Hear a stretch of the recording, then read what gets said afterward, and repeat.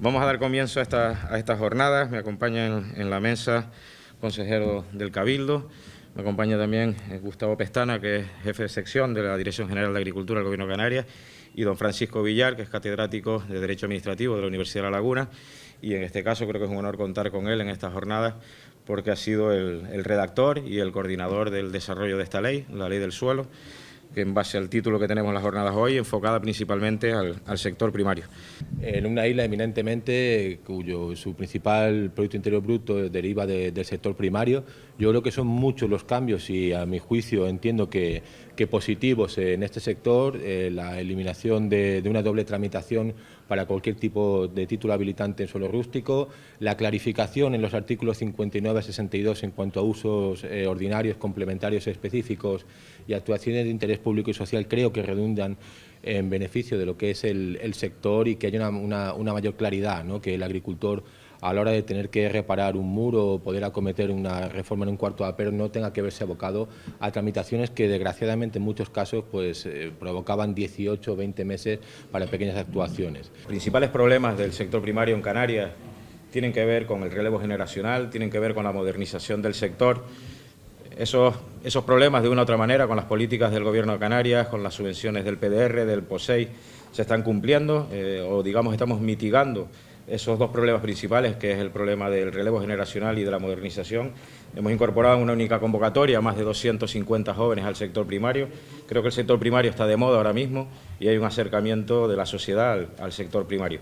Pero otro de los problemas graves que tiene el sector primario tiene que ver con todo lo que vamos a hablar hoy aquí, o tenían que ver. Creo que estamos en un momento mucho más positivo ahora mismo después de la Ley del Suelo.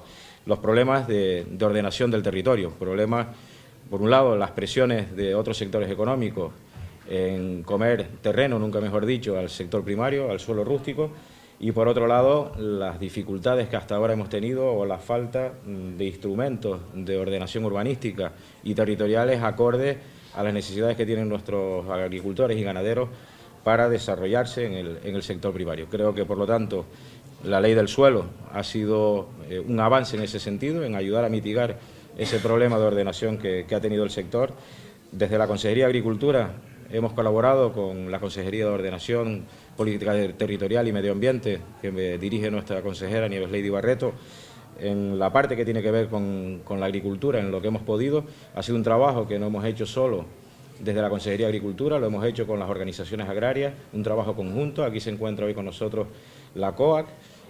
Digo que un trabajo conjunto porque incluso algunas de las cuestiones que hemos ayudado o hemos colaborado con el redactor y con la Consejería de Medio Ambiente, pues ellos mismos hacían el trabajo en el Parlamento con el resto de grupos políticos y por lo tanto ha sido un trabajo conjunto. Creo que en ese sentido la ley avanza bastante en cuanto a la agilidad, en cuanto a las licencias y también una protección al suelo rústico. De esas 140.000 hectáreas que tenemos en Canarias, en torno a 50.000 son las que están cultivadas.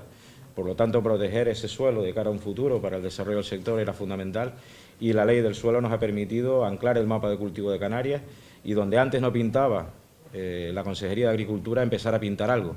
Hoy por hoy cualquier cambio, y si no me corregirá el redactor, cualquier cambio en esos suelos rústicos necesita de un informe de la Consejería de Agricultura y que la Consejería de Agricultura siempre va a intentar velar por mantener ese suelo rústico para que se desarrollen actividades del sector primario. Nos hicieron el encargo de redactar esta nueva disposición.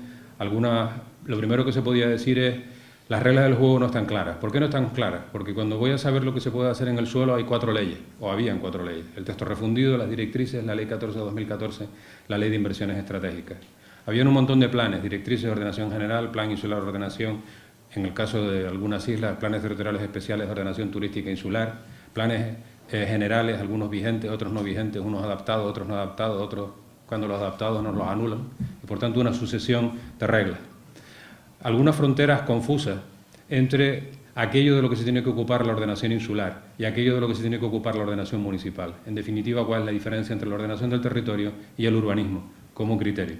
Y eso fundamentalmente porque los planes insulares desde 1987 se abrió la posibilidad de que pudieran tener algún contenido urbanístico, cuando lo urbanístico es lo propio del planeamiento general. Así tenemos también algunos problemas de falta de ejecutividad de los planes insulares, aquello de que se hace un esfuerzo desde el Cabildo, se hace un plan insular, se hace un plan territorial en materia de residuos o en cualquier otra materia, pero eso no se podía llevar a cabo hasta que las determinaciones del plan insular no se incorporaran a un planeamiento general y el planeamiento general fuera objeto de desarrollo. Eso es lo que se llamaba que el planeamiento insular no era ejecutivo, en definitiva no se proyectaba realmente sobre el territorio. En el momento que se empieza a redactar esto, desde el año 2003 estaban anunciadas 8 directrices sectoriales, una de ellas las directrices de suelo agrario, pero habían otras, las de paisaje, las del agua, etc. Había una multitud de directrices que desde el año 2003 al momento actual nunca se desarrollaron, por unas razones o por otras. Y después una cosa que nos encantaba, que nos encantó durante un tiempo, lo de las adaptaciones sucesivas. Cada vez que alguien aprueba una ley, le da un plazo a todos los subordinados para que se adapten. Y cada vez que alguien aprueba unas directrices de un plan insular, le daba un plazo a otros para que se adaptaran. Con lo cual había un proceso constante de adaptación que impedía saber cuáles eran las reglas con cierta estabilidad. En el caso del suelo rústico, la anécdota, cuando redactas una norma y empiezas a hablar del artículo 62 bis, el artículo 62 ter, el artículo 62 quater y el artículo 62 quinqui, última expresión que suena fatal, cuando ya empiezas en ese nivel de regulación, lo que estás haciendo es una cierta confusión de las reglas de juego. Terminas introduciendo sobre un sistema con otros criterios, otras normas, pero las tratas de encajar, no te encajan desde el punto de vista numérico, así que empiezas a inventarte fórmulas, hasta que te das cuenta que en realidad has mezclado cosas que responden a criterios distintos. Y eso se manifiesta especialmente, o se manifestaba en el texto refundido, respecto del suelo rústico, especialmente. Los planes tradicionalmente tienen una vocación o han tenido una vocación o les hemos pedido que tengan una vocación de responder a todo lo conocido, lo imaginable y lo previsible, y algunos acababan con la frase y lo no previsto está prohibido, lo cual iba en contra de la propia filosofía de prever todas las necesidades de la población. Los procedimientos de adaptación a la realidad, aparecen nuevas necesidades, tenemos nueva población, tenemos nuevos desarrollos económicos, tenemos nuevas necesidades. Los procedimientos para adaptar las reglas a esas nuevas necesidades se caracterizan esencialmente por ser lentos, farragosos y de final desconocido. Hasta tal punto de que lo que hemos hecho en Canarias, cuando de verdad hay problemas, es suspender el planeamiento, fijar unas reglas ad hoc para ese asunto y resolverlo. Lo llamamos, para los que están en el sector y los que no están, lo hemos llamado artículo 47. El artículo 47 es el número del artículo de la ley que le permitía al gobierno suspender las reglas de juego, adoptar unas reglas de juego singulares y resolver el problema de los colegios y los centros sanitarios en Lanzarote y Fuerteventura cuando se produjo la llegada de la inmigración. Y por tanto, habían unas necesidades que, por supuesto, el planeamiento ni preveía ni se le ocurría haber previsto. Tenemos situaciones de incertidumbre, porque de pronto vienen los tribunales y tumban trabajos de muchos años, con razón, sin razón, da igual, solo quiero apuntar a ese problema y lo que eso genera. Y tenemos conflictos, relaciones complicadas entre administraciones públicas. Vivimos en una comunidad autónoma con 4 niveles de administración pública, la Administración General del Estado, la de la comunidad autónoma, la de los cabildos y la de los municipios, y las relaciones entre las administraciones suelen ser peores que entre las personas. Así que siempre hay tensiones, esas tensiones se reflejan en lo que tú hiciste, a mí no me gusta y te lo controlo, pero es que tengo la aprobación definitiva, entonces te la retraso si no me cambias el suelo rústico o no me cambias aquella bolsa de suelo residencial, pero lo urbanístico es municipal, no importa, porque el informe del Cabildo dijo que sí, dijo que sí. No hablen del Cabildo de La Palma ni del municipio de La Palma, estoy hablando de toda Canarias. Esto es un fenómeno que se reconoce en todas las islas. Así que habían una multitud de problemas, algunos los que he señalado y algunos con particular referencia al suelo rústico. Ahora las veremos. ¿Qué posibilidades tenía el gobierno en esta situación para hacer frente a esa situación? La primera solución es, pues si hay 4 leyes, 3 reglamentos y no sé cuántas disposiciones perdidas, hagamos un texto refundido. Eso estaba anunciado en la Ley 14/2014, hágase un texto refundido. ¿Cuál es el problema de un texto refundido, que es un tipo de ley?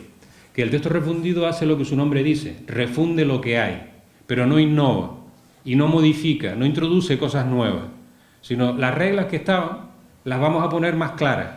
Esa es una virtud, pero no las vamos a adaptar a nuevas necesidades, porque es una refundición. Primer problema, primera alternativa. Segunda alternativa, hagamos una modificación parcial de lo que hay, pero la característica es que el texto refundido del año 2000, en el año 2017 había sufrido 16 modificaciones, una por año. Así que la alternativa era la 17 modificación.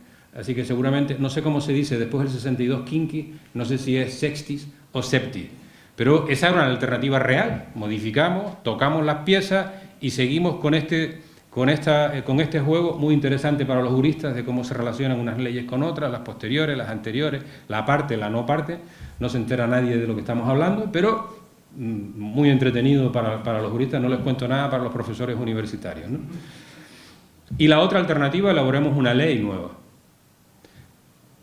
Y para eso habían dos posibilidades. La primera, tenemos un sector, se mencionó, bueno, el típico en Canarias o el más potente, que es la industria turística, que ante este maremán normativo en su momento presionó y obtuvo del gobierno sus propios planes, que se llaman planes de modernización, mejora y competitividad turística. Planes que pueden modificar las directrices, los planes insulares y los planes generales. O sea, un chollo. Son mis problemas como industria y tengo mi plan, mis reglas del juego. En el curso del debate sobre la ley, algún sector planteó esto. Nosotros no queremos una ley nueva, lo que queremos es un plan de modernización, mejora y competitividad del sector primario, un plan de modernización, mejora y competitividad del suelo industrial, un plan de modernización, mejora y competitividad del sector comercial. Yo quiero mi especialidad. Así que esa posibilidad existía. Hagamos reglas especiales para cada sector. ¿Cómo encaja eso? Ya veremos. ¿Eso no tiene una visión integral del territorio? Bueno, pero dicen que eso está funcionando. La otra alternativa, mantengamos una regulación común que tenga un grado de flexibilidad como para adaptarse a las nuevas necesidades. Y por tanto, segunda opción. Y tomemos de las leyes anteriores, de esas 4 leyes que mencioné, todo aquello que sigue siendo valioso y positivo y que lo único que hay que hacer es ordenarlo, que se entienda cuando se lee, porque esas reglas siguen siendo válidas. Esa es esta última, es la opción por la que ha puesto el gobierno. Se las cuento, esto es una opción política, no de las que estábamos en el encargo. A nosotros nos encargan lo último. Redacten una ley que aproveche de lo anterior lo que sea valioso, que responda a las nuevas necesidades, que sea ordenada y que sea entendible. Eso es la aspiración de la ley del suelo del año 2017. Entonces, cualquier aplicación de una ley de tipo territorial, como son las leyes del suelo, de espacios naturales, tiene una afección bastante profunda en la actividad agraria. Y sin embargo, casi todas las leyes en España, desde este punto de vista, nunca han tenido en cuenta la actividad agraria. Es más, en Canarias, desde el año 85, con la ley de medida urgente, siempre hemos intentado regular el suelo rústico, pero para protegerlo, pero nunca hemos contado con los que viven dentro de él, o los que viven de él. Y esta es la primera ley que cambia esta manera de verla. Siempre hemos intentado, es la visión que antes nombraban, que a mí me gusta mucho, que no había nada más peligroso que un mago con una pala. Esa es una visión muy canaria, y sobre todo muy de urbanista. Y no, precisamente los que han hecho los mayores desmanes en el suelo rústico en Canarias, precisamente no creo yo que hayan sido los agricultores o ganaderos. Entonces, lo primero que aparece es que en el preámbulo de la ley, en esta ley, es la primera que aparece que dice: los suelos agrarios equivalentes, la ley adopta medidas dirigidas a poner en valor las actividades que en ellos se realizan. Y esto es importantísimo porque es el espíritu de la ley. La ley, por primera vez, tiene en cuenta a la agricultura. Siempre la había tenido en cuenta de manera más de, es una actividad que está ahí, que tenemos que regularla para evitar otro tipo de acciones que se cometían en el suelo agrario. Pero esta vez no solo te dice que tenemos que poner en valor las actividades, sino atender a su carácter profesional, no meramente artesanal, no meramente la persona con el sacho, como hay en muchos planeamientos, sino que necesitamos agricultores profesionales, porque sin profesionales esto no vivimos, no se vive de esto. Y luego generar rentas complementarias tal como establece la ley 1995 y la 47/2007. Perdón, 45/2007, la 47 de los espacios naturales. Bien, en principio, ya lo explicó el profesor Villar, la ley es un tocho, pero es un tocho literal. Pero tiene razón de ser un tocho, de los 408 artículos, 21 disposiciones adicionales, 24 transitorias, 11 finales y una derogatoria enorme. Tiene sentido porque deroga 6 leyes, varios reglamentos. Entonces, tiene carácter de texto refundido, aunque no fue la idea, pero tiene el carácter de un texto refundido. Vamos a todo lo que teníamos bueno, a poner un solo libro y a leerlo. Y encima hace cosas yo que nací, como quien dice, en este mundo con la ley del texto refundido, el 1/2000, y ahora me ha tocado este cambio radical, hace cosas muy lógicas, es decir, te explica procedimientos. Los entenderemos o no, pero están en artículos y los podemos leer, los podemos seguir. A pesar de que es muy grande, tiene lógica. Y lo primero que tenemos, como todas las leyes, son los derechos. Estamos muy acostumbrados a tener derechos. Y aunque estos derechos estaban imbuidos en las anteriores leyes, no estaban tan claros. No se ponían tan claros. El primer viene el artículo 27, que tenemos derecho a usar el suelo. Parece mentira, pero antes tú tenías una parcela y a veces tenías que pedir permiso para hacer algo, cualquier cosa, que era como una regalía del gobernante hacia el gobernado, es decir, como en el antiguo régimen. No, tenemos el derecho de usar el suelo, siempre y cuando conforme a la ley, conforme a la clasificación, categorización y calificación de los mismos. Si tenemos un derecho a usarlo. Y en el caso del suelo rústico, garantiza que son admisibles de uso general, por eso se habla de usos ordinarios, la explotación de las actividades agrícolas y ganaderas. Parece mentira que una ley haya llegado a tener que decir esto, porque la anterior ley o las anteriores leyes imbuían que sí, ahí estaba la actividad agraria, pero el suelo rústico en Canarias era para protegerlo. Por eso siempre la palabra protegerlo, pero no para usarlo. Las cosas que no se usan muchas veces no les damos valor y las dejamos de proteger. Entonces, aquí es lo primero que nos viene la ley. Nos da estos derechos como ciudadanos, es decir, derecho a usar el suelo y, en este caso, garantiza las actividades agrícolas y ganaderas, que es de lo que estamos hablando hoy aquí. Incluidos los actos de mantenimiento, conservación, es decir, podemos mantener las cosas o debemos mantenerlas. Siempre de acuerdo a la ley.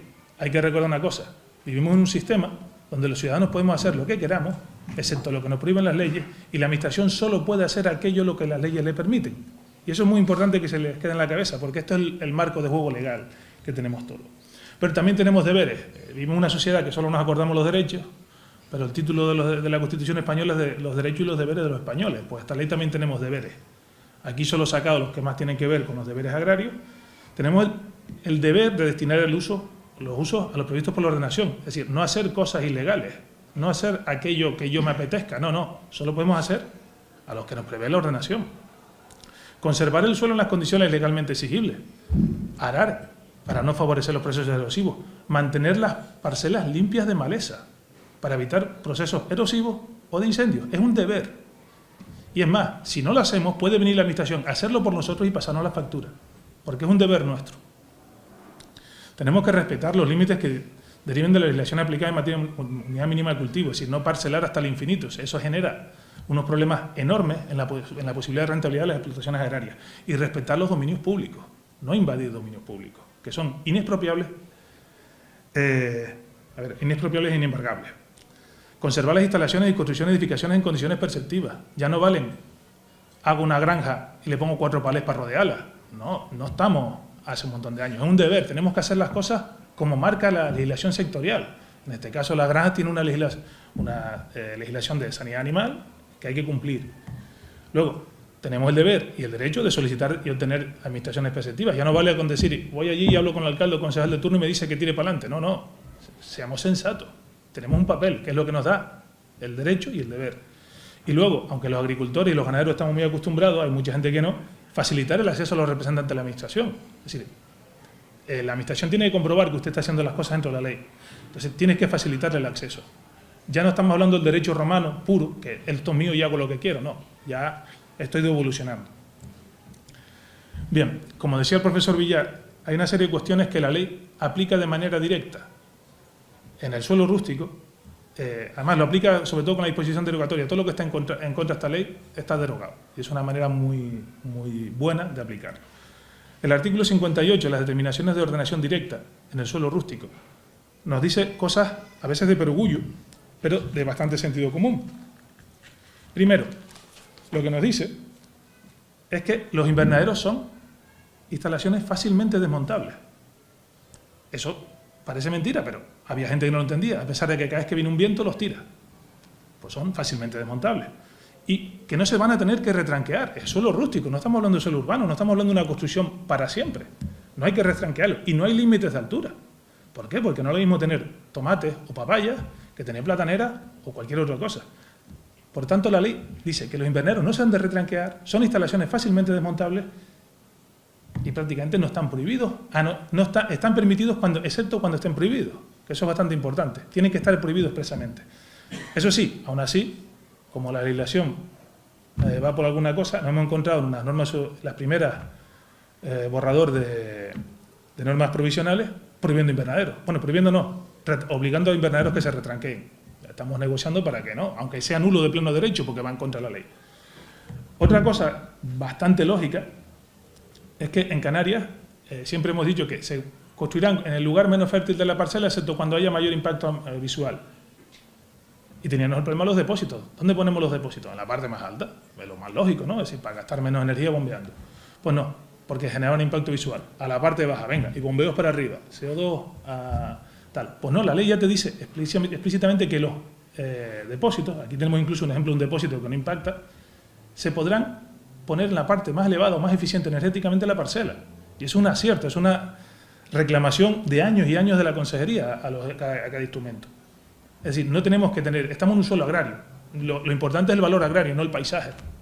Aunque seamos casi todos urbanos, lo importante en el suelo agrario es el agricultor y el valor agrario. Los cerramientos solo se podrán prohibir en aquellos espacios de especial interés visual, que no será cualquiera, tienen que ser declarados. Cuando uno prohíbe un cerramiento, cuando cualquier administración o cualquier técnico decide prohibir un cerramiento, tiene que especificarlo, tiene que decir por qué. No podemos alegremente, pues, porque no me da la gana, ¿no? La ley te dice más o menos que todo está permitido, pero usted tiene que especificarlo. Y luego también habla de una cosa, que ya habló el profesor Villar, pero a mí me gusta más una palabra más antigua, que es todas las cosas tienen su mesura. Es decir, los criterios de proporcionalidad, todas las cosas que se hagan en suelo rústico tienen que tener criterios de proporcionalidad. Sí, no vale hacer un depósito de 5.000 pipas para 200 metros de plátano. Seamos lógicos, hagamos un depósito de 50 o 60 pipas. Lo siguiente, yo aquí lo he agrupado, más que hablar un poco por artículos, aunque hablaré por artículos, los usos y construcciones ordinarios. Los usos y construcciones ordinarios están en los artículos 69 y 60. La ley nos reconoce por primera vez a la agricultura y a la ganadería como un uso ordinario, incluso incluye el pastoreo. Es la primera vez que aparece una ley en Canarias el pastoreo. Y lo reconoce como uso ordinario la producción, la transformación, la comercialización, así como las actividades, instalaciones agroindustriales necesarias para la producción. Es decir, la actividad agraria es un uso ordinario en el suelo rústico. Es decir, que tiene que ser, para tú prohibirla, tienes que justificarlo muy bien. Y eso nos garantiza que, no porque yo he clasificado este suelo como suelo rústico de protección paisajística y la prohíbo, no. Es un uso ordinario, usted tiene que exceptuar o poner ciertas condiciones. Los usos complementarios, regulados en el 61, también son ordinarios, siempre y cuando cumplan las cosas del 61. Y luego las bodegas. Se podrán construir bodegas individuales, o cooperativas o colectivas, siempre y cuando lo permita el plan insular, el instrumento del espacio natural protegido, en las zonas de viña o de viñedo, pero esas tienen que acreditar su necesidad. No es que yo ya tengo una bodega en un sitio y me apetece hacer otra en otro, no, tiene que estar acreditado y tiene que estar integrada. La ley en su preámbulo ponía un cierto disparate que se logró corregir, que es que tenían que ser todas las bodegas enterradas. En las herias está muy bien, pero usted imagínense en los llanos negros aquí, la ladera. Hacemos más desastre de lo que pretendíamos arreglar. Entonces, los usos ordinarios nos permiten que la actividad agraria en diferentes tipos de suelo rústico sea, por defecto, la actividad general.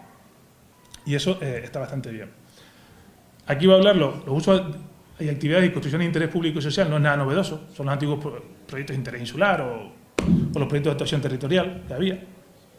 Eso sí, la ley te dice que son aquellos proyectos ajenos al suelo rústico que son necesarios por su localización en el ámbito rural para contribuir a su desarrollo, al desarrollo rural. Y son de dos tipos. Los del desarrollo rural, es decir, pensemos en actividades que no son propias del suelo rústico, pero que tengamos que poner para lograr un desarrollo rural. Un desarrollo rural en Canarias, por ejemplo, no es un campo de golf. Puede serlo en Extremadura, pero en Canarias parece que no, que es una actividad turística. O actuaciones de interés público y social que deban situarse necesariamente en suelo rústico. ¿Qué quiero decir con eso? ¿Un colegio tiene que ir en suelo rústico? No, tiene que ir en suelo urbano o un asentamiento. ¿Un taller de vehículos? No, tiene que ir en su sitio. ¿Un cementerio? No. ¿Una pirotecnia? Oye, pues tiene pinta de que puede ir en suelo rústico. Evidentemente no vamos a poner una pirotecnia para que pase lo que pasó en Galicia. ¿Qué es lo que ocurría hoy en día? Hoy en día ocurría esto. Esto aquí fue en Caliente, tenemos un colegio en un suelo rústico de protección forestal, al lado de un suelo rústico de protección agraria. ¿Por qué? ¿Por qué era el suelo más barato? El ayuntamiento, en algún plan parcial por ahí, hacía el 10%, se lo quedaban en monedas y luego le llegaba el agricultor, compraba ese suelo más barato y hago un colegio. No, eso no es desarrollo local, eso no es infraestructura que tiene que ir ahí, porque luego tenemos un problema de servicios. Llegar a los niños ahí, el colegio, llevar el agua, Pensemos, esto, la ley te lo está prohibiendo. Y además, antes que se me olvidó, estas actividades se permiten en todos los suelos, pero excepcionalmente es muy difícil permitírselas en los suelos de protección ambiental y en los suelos de protección agraria. Por primera vez la ley empieza a entender que los suelos agrarios, los suelos fértiles, hay que protegerlos en Canarias. Tienen casi un valor ambiental, aunque el suelo fértil es un valor ambiental en sí. Pero empieza a hablar de niveles, y es un acierto de la ley. Anteriormente, y más con la ley de medidas urgentes, había bajado el tono al considerar suelos rústicos de protección económica a que cabían cualquier casi tipo de uso impropio. Ahora no, los usos impropios están tasados, deben de servir para dos cosas y casi están excluidos de los suelos agrarios y ambientales. Nosotros exigíamos que tenía que haber algún instrumento de referencia del suelo rústico de protección agraria. Es decir, de las 140.000 hectáreas potenciales que podemos cultivar de suelos reconocidos como tal, que no es otra cosa que el mapa de cultivo,